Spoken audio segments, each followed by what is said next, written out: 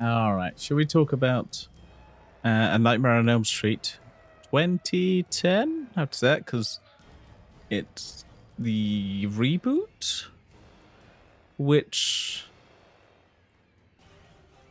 well, I don't know. It's hard to say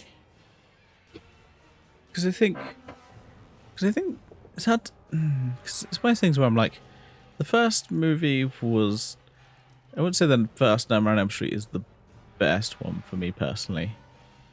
I know probably a lot of people would disagree with that. It's got some really cool kills in it, but I think this movie, it's good. They definitely establish better that Jason is a terrible fucker. Like, I feel like what was the first, not the first movie, any of the previous films, they kind of skirt around the fact that Jason is just utter trash. They don't ever fully go into why he's trash. You just kind of have to infer it. Whereas this movie's like, no, he's a fucking kiddly fiddler. He's a fucking, like I said, a nonce, a Prince Andrew. Fucking burn the fucker. Which the parents do. They burned him. Yay! Okay, I shouldn't be celebrating vigilante justice against and nonce. So, it's a tricky one. It definitely looks really good as a film. Has some good jump scares. Didn't really catch me personally, but I definitely enjoyed them. And like as a horror film, I think it's really good. It's just the problem is because it's a remake, you're always going to compare it to the original. And I'm trying to think if it does compare. If I say just the original, it's probably, yeah, it's comparable, definitely. Because like I said, I don't think the original is the best one. Yeah, I'm trying to think because there's some people like acting in this is pretty good. The gore in it is really good. There's a couple moments where I'm like the CGI is a bit like you do practical. Otherwise, it looks really good as a film. I think they do quite a bit of practical. That's why it doesn't look as bad as other movies of the era. Probably just because it was cheaper. Yeah. Jackie Earle Haley is pretty good as a Freddy Krueger. I think he's like I said, I think Freddy Krueger is never fully established as a good villain until some of the later films, I think. That's what I'd say. Because he's barely in the first film, whereas this one he's in it quite a bit. And he's an evil fucker. Which is good. It's what you want. You know, some horror films are like a Friday movie, where you're like, oh, these guys are utter douchebags. Let's fucking kill them. Or they're like, yeah, an Elm Street film, where they're like, oh no, the villain is a fucking douchebag. Fucking kill him. Kill that fucker. Yeah. Like I said, it's really good scenes. Like, I think the classroom one is one I picked out was like, everyone's kind of like, it almost gets kind of dusted in a way. And it's like a kind of more of like a place that's changed from like an active classroom to somewhere that's like completely bombed out and destroyed and everything. What was the other one? There's a bit. They kind of do like a reference to the old film where it's like the staircase is kind of gooey, whereas this one it's like it's the top of the stairs where it's like the kind of hallway, and it just turns into like complete water. It's like gooey, and then oh no, it's just complete like blood water, like There's a film, yeah, and also the film. Spoilers for the end of the film. Is Freddy dead?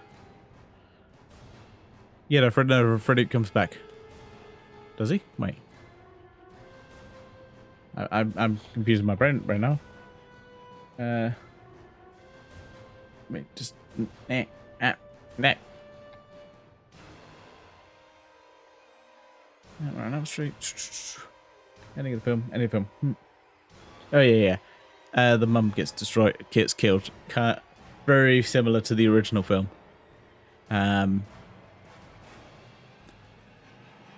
Which, yeah, is because the original film is terrible. It's like I think it's like almost like a kind of, yeah, like a blow up doll that gets pulled through a window. It's like, oh, that looks god awful. It just looks so bad. Yes, listen, it's quite a few actors in it. I was like, oh, I recognize them. It's like Jackie O'Hurley I've seen in a lot of stuff. Specifically for me, like Human Target. Kyle Gallner I recognize from Veronica Mars, which is funny because we already had an actor in the Friday movie, which also was from Veronica Mars. Katie Cassidy was from Arrow, and then Thomas Dekker from like Sarah Connor Chronicles. And then Clancy Brown, because Clancy Brown is a fucking badass. Love Clancy Brown. More Clancy Brown, please. Please put Clancy Brown in all your films. All your films and TV shows need to have Clancy Brown in. That's a fact. Please put him in more of your stuff. Just do it. What are you waiting for? Come on. You got a film? You need someone in their 60s? Yeah, Clancy Brown. Put him in there. Go on. Just not enough Clancy Brown, to be fair. Not enough Clancy Brown. Yeah, the film kind of is very similar to the original and how it ends. Yeah, it's bringing Freddy into the real world, and they kind of play with the idea that Freddy maybe isn't a good guy, is maybe an innocent guy who got killed. Like they kind of play with that idea, which is good. They sow the seeds of doubt, because I honestly was like, oh, okay, maybe he is a good guy. No, we find out later on he's not. He's a nonce. I should clarify when I say someone's a nonce. It is a British term for a paedophile. Or as I like to call now, a Prince Andrew. That's where the fuck is, a Prince Andrew. Yeah, so it deals with that kind of subject matter, but which yeah, I think it might be triggering for some people, because I think the originals just kind of go, he's maybe not a good guy, kids. Whereas this one's like, no, he's a fucking kiddie fiddler, fuck him. Yeah, I think it's good. It could have done. It'd have been interesting to see, because I feel like both this and like on Friday the 13th, I feel like, okay, they irked, like, yeah, they kind of used a lot from the previous films,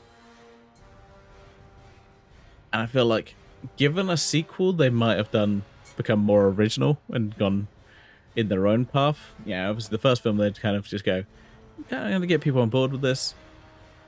And I think both films did alright. It's just critically they didn't do great.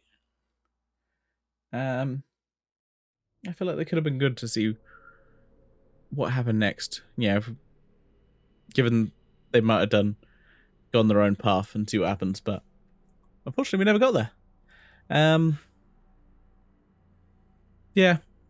So it's the end of Nightmare on Elm Street. Like I said, yes, there's definitely some good kills. I liked it. I liked it as a film. Just, yeah, could have done. The heroes aren't that great, is what I say. It doesn't give you enough time to kind of hang out with the heroes and see why you'll, might like them. It's almost straight into the killing. Yeah, not great there. But I definitely think it's a good film. It's just not. It just has problems. But yeah, it's the end. We finished it. I think about doing some Halloween films, but I may hold off on those because I kind of want to do all the Halloween films in order, and I kind of have to wait until the last Halloween film comes out physically so I can watch that. So yeah, that's it for now. I'll have to decide what I'm doing next. Because honestly, I'm not quite sure. I don't know. There's so many horror films I wanted to tackle that I'm like, and I own a few, so I'm like, what do I do next? So I'll figure that out. For now, yeah, just if you want to tune in next week and see what I do play. For now, thanks for watching and good night. Farewell. And I'd say sleep well, but that's not a good idea.